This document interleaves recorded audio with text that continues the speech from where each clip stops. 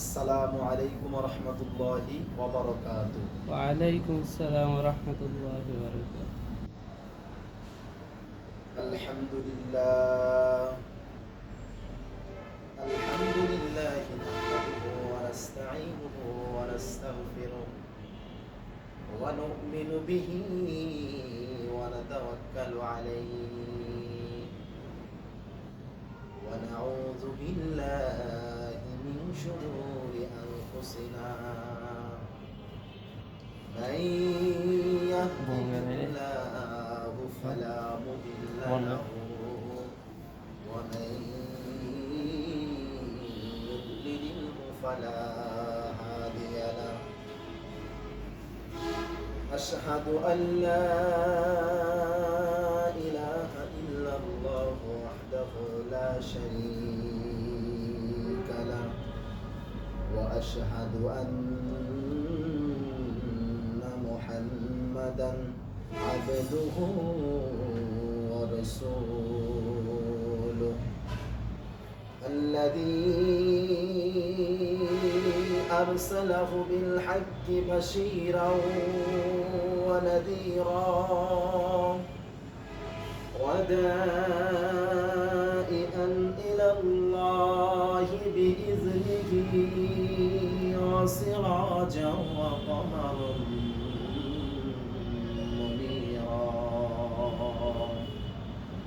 وفي كلامه المجيد وفي فرقانه الحميد فأعوذ بالله من الشيطان الرجيم بسم الله الرحمن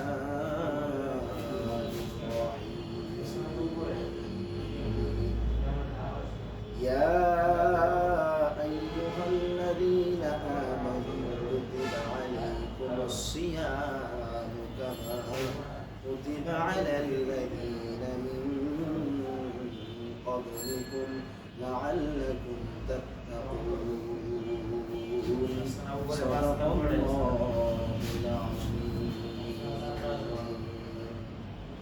قال النبي صلى الله عليه وسلم العلماء ورثة الأنبياء أو كما قال عليه الصلاة والسلام. আলহামদুলিল্লাহ, সম্মানিত উপস্থিতি, আজকের মজলিসে উপস্থিত রয়েছেন সম্মানিত ভাইয়েরা আমার,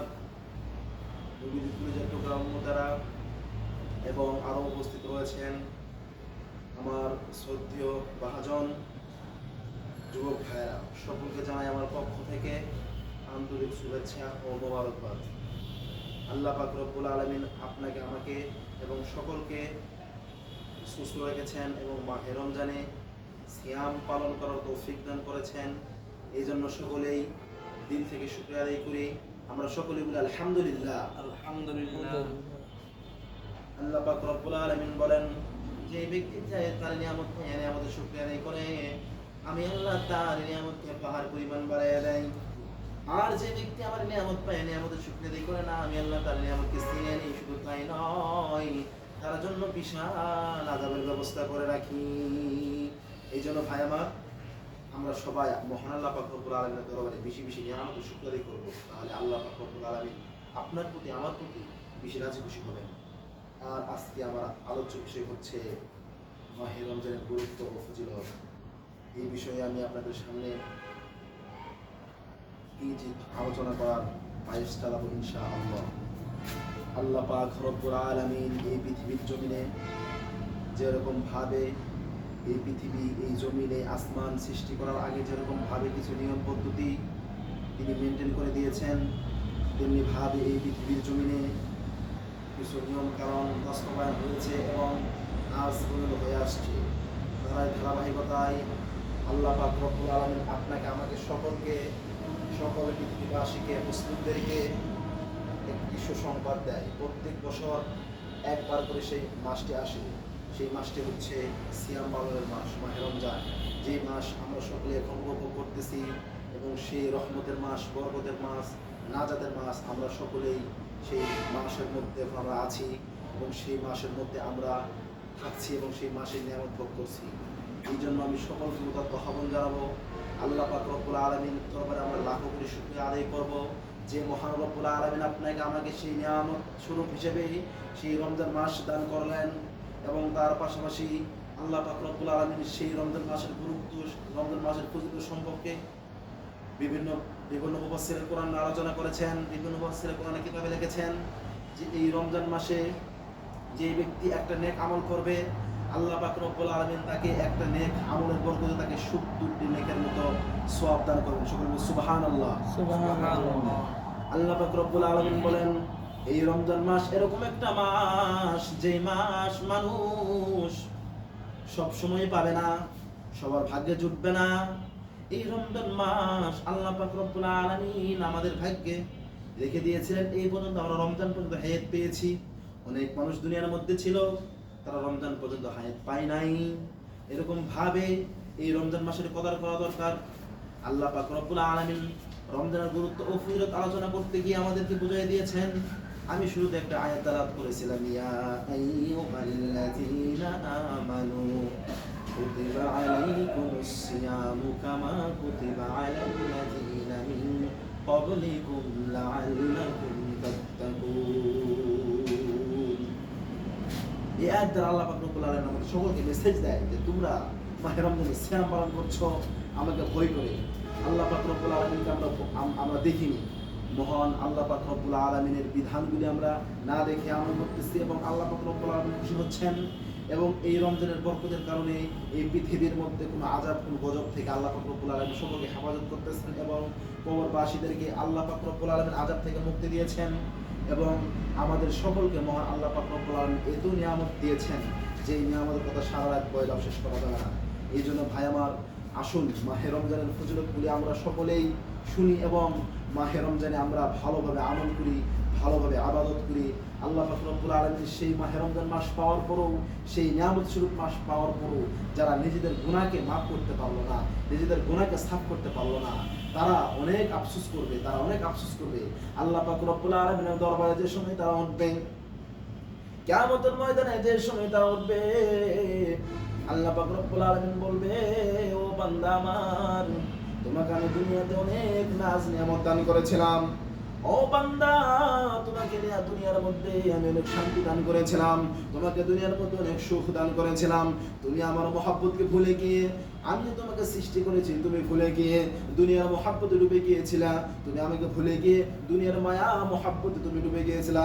আল্লাহ রাসূল সাল্লাল্লাহু আলাইহি ওয়াসাল্লাম বলেন, হুব্বুদ দুনিয়া রাখসাবুল খতিয়া, দুনিয়ার মহব্বত সমস্ত গুনাহের মূল।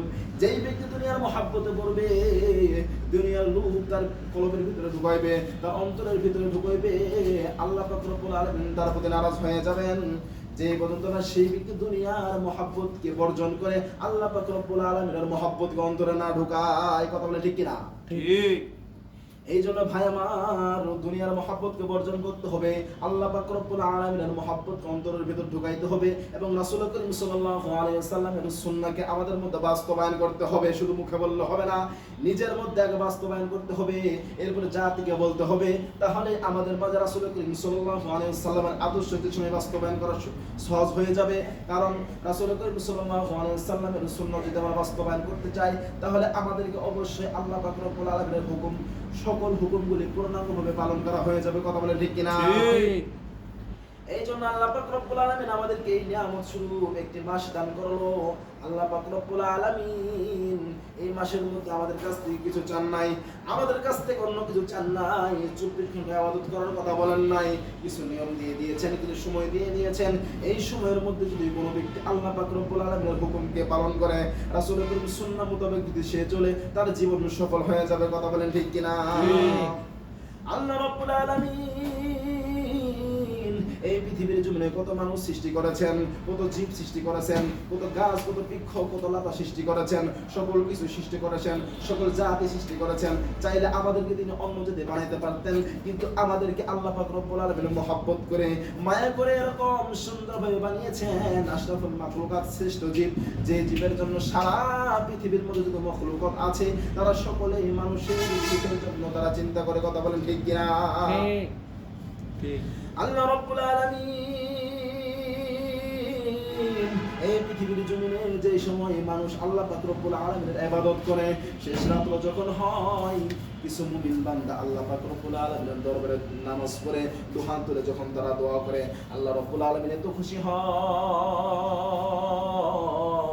আল্লাহ পাক রব্বুল আলামিন ফেরেশতাদেরকে ডাক দিয়ে বলতে থাকে, ও আমার ফেরেশতারা রে, ও আমার ফেরেশতারা, তোরা আমাকে নিষেধ করেছিলে যে মানুষ সৃষ্টি করার দরকার নাই, আমি আপনার ইবাদত করব, আমরা আপনার সব হুকুমগুলি মানব, কিন্তু আমি আল্লাহ তোদেরকে বলে দিয়েছিলাম আমি যা জানি তোমরা তা জানো না।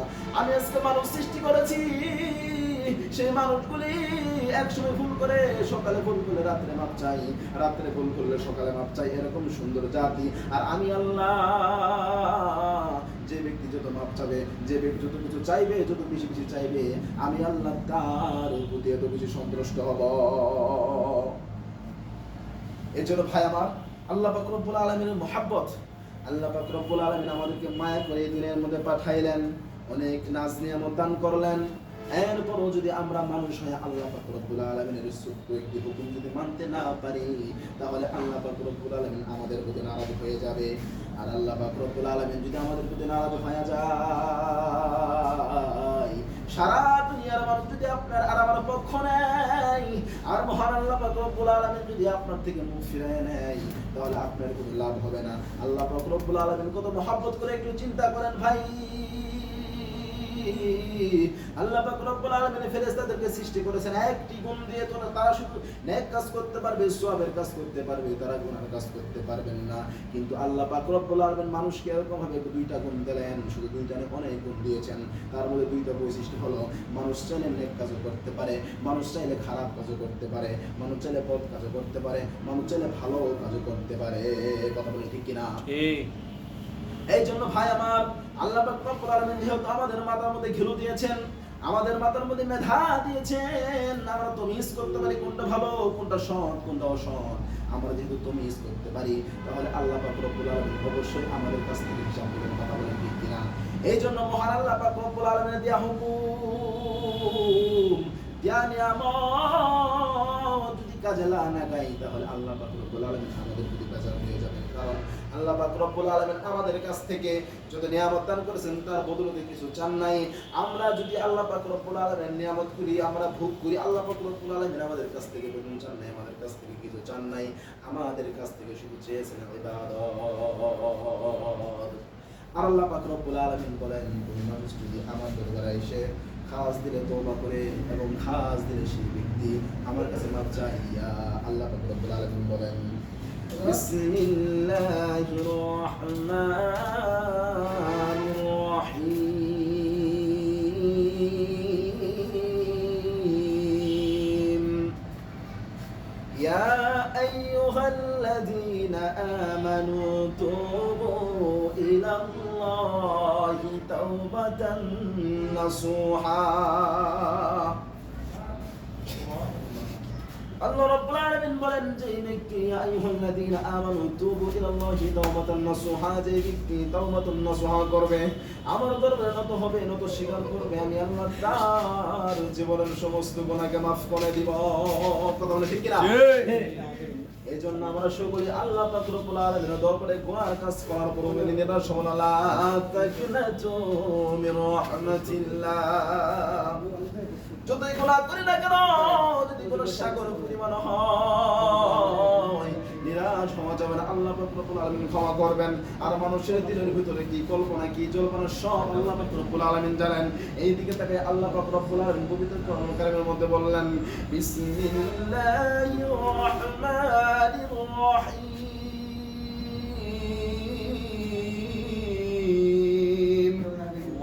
আল্লাহ আল্লাহ।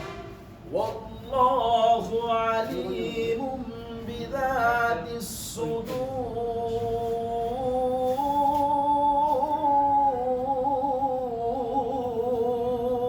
الله أكبر الله أكبر والله عليم بذات الصدور আমি গায়েব জানওয়ালা বিদাতি সুদূর তো কলম তোমাদের কলমের ভিতরে কি হয় তোমাদের কলমের ভিতরে কি ঘটনা কি ফাঞ্জনা তোমরা চিন্তা করো আমি আল্লাহ সব জানি এবং আল্লাহ পাক রব্বুল আলামিন বলেন আকলা কি মহাসাগরের ভিতরে হাজার হাজার ফিটি জল দেশে শৈবাল পোকা তার খাবারের জন্য কান্না করে আল্লাহ পাক রব্বুল আলামিন তার রিজিকের ব্যবস্থা করে দেয় কথা বলেন ঠিক কিনা ঠিক সকলে একটু জিকির করে লা এই সকলে জিকির করো ইল্লাল্লাহ লা এই মিয়া জিকির ইল্লাল্লাহ লা ইলাহা ইল্লাল্লাহ লা ইলাহা ইল্লাল্লাহ এই কালে বার বান্দবে না আজে লাগবে মরণ বেলা লা ইলাহা ইল্লাল্লাহ ওরে নবীর রঙে সাজাও জীবন নবীর রঙে যদি সাজাও জীবন হবে না তুমি কখনো বিপদ করে নবীর নামের নাও ধরিয়া তুমি যদি সাজাও তোমার জীবন সোনালী রূপের মানুষ হবে হাই হাই নবীর নামের নাও ধরিয়া সাজাও তোমার জীবন হাই হাই লা ইলাহা ইল্লাল্লাহ লা ইলাহা ইল্লাল্লাহ হবে যখন সমন্দারি বন্ধ হবে জমিদারি হরে হবে যখন সমন্দারি বন্ধ হবে জমিদারি থাকবে না তোর বাহাদুরি থাকবে না তোর জমিদারি